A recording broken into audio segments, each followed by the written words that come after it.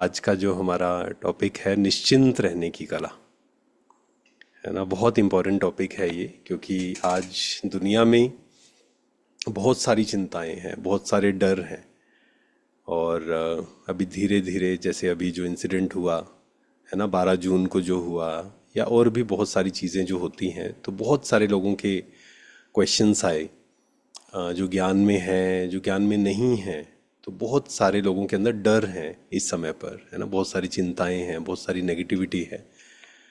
तो कैसे हम निश्चिंत रहें, उसके लिए क्या क्या चीज़ें हम अपनाएं, क्या क्या टूल्स हम जीवन में अपना सकते हैं निश्चिंत रहने के लिए। क्योंकि चिंता जो है वो हमारी खुशी को भी गायब करता है, नंबर एक। सेकंड, उसका हमारे फिजिकल हेल्थ पर भी बहुत प्रभाव पड़ता है ना। स्ट्रेस एंड टेंशन, इस पर बहुत रिसर्च भी हो रही है कि जो हार्ट अटैक्स हैं, आजकल यंग एज में भी जो हार्ट अटैक्स आ रहे हैं, तो उसका मेन कारण तो लाइफस्टाइल या डाइट तो है ही, लेकिन साथ ही साथ में क्रोनिक स्ट्रेस, टेंशन, चिंता करते रहना, तनाव लेते रहना, है ना। तो उससे क्या होता है, हमारे शरीर पर उसका प्रभाव पड़ता है। पहले जब ये बात कही जाती थी कि पॉजिटिव सोचना चाहिए, नेगेटिव नहीं सोचना चाहिए, इसका हमारे शरीर पे प्रभाव पड़ता है, मन का, तन पे प्रभाव पड़ता है, तो कई लोग सोचते थे कि ये स्पिरिचुअल बात है सिर्फ। बट आज ये प्रूव हो चुका है, इस पर बहुत सारी रिसर्च हो चुकी हैं, कि अगर हम बहुत ज़्यादा नेगेटिव सोचते हैं, गुस्सा करते हैं, स्ट्रेस लेते हैं, टेंशन लेते हैं, तो उसका प्रभाव हमारे शरीर पर ज़रूर पड़ता है ना। और उसका ऑपोजिट भी है। जब हम पॉजिटिव थिंकिंग क्रिएट करते हैं, हम निश्चिंत रहना शुरू करते हैं, मन को हल्का रखना शुरू करते हैं, खुश रहना शुरू करते हैं, तो उसका भी शरीर पर प्रभाव पड़ता है, पॉजिटिव इम्पैक्ट उसका भी पड़ता है। तो सबसे पहला प्रभाव मन का, या कहें थॉट्स का, सोचने का, है ना, सबसे पहला प्रभाव पड़ता है हमारे फीलिंग्स पर। सबसे पहला हम बुरा सोचेंगे, नेगेटिव सोचेंगे, फ्यूचर की टेंशन लेंगे, बच्चों की टेंशन लेंगे, अपने परिवार की टेंशन लेंगे, अपने ऑफिस की टेंशन लेंगे, तो क्या होगा, उससे हम अच्छा फील नहीं करेंगे। सबसे पहला काम, है ना। सेकंड इम्पैक्ट किस पर आएगा, जब हम नेगेटिव सोचते हैं या स्ट्रेस क्रिएट करते हैं, टेंशन क्रिएट करते हैं, दूसरा इफेक्ट आता है हमारे फिजिकल बॉडी पर, शरीर पर उसका इफेक्ट आता है हमारे, राइट। तीसरा प्रभाव जो पड़ता है वो पड़ता है रिलेशंस पर। क्योंकि एक व्यक्ति जो दुखी है, परेशान है, अशांत है, उसके रिलेशंस अच्छे नहीं हो सकते, है ना। क्यों?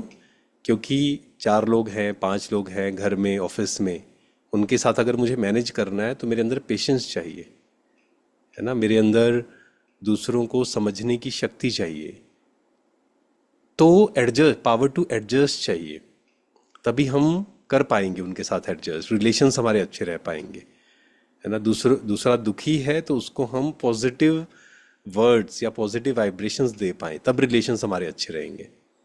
लेकिन अगर हम ही दुखी हैं, हम ही परेशान हैं, हम ही अशांत हैं, तो रिलेशंस भी खराब होंगे। और फिर है एनवायरनमेंट।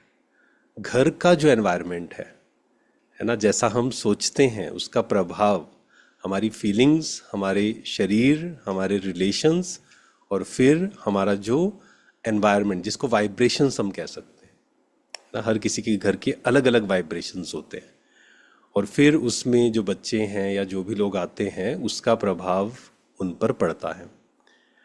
जैसे अभी संडे को यहाँ पे हमारा एक सेशन था, शिविर चल रहा है, तो मैंने उनसे एक प्रश्न पूछा जो शिविर में आए हुए थे, कि आपको यहाँ आकर कैसा लगा। ये प्रश्न हम हमेशा पूछते हैं, है ना। तो मैक्सिमम लोगों ने कहा कि यहाँ आते ही हम पॉजिटिव फील कर रहे हैं, है ना, ज़्यादा मेहनत नहीं करनी पड़ी। और उसमें से लगभग 70% जो लोग थे, पहली बार आए थे, जो सुबह 4 बजे उठकर मेडिटेशन करने भी आए थे, 70-80%।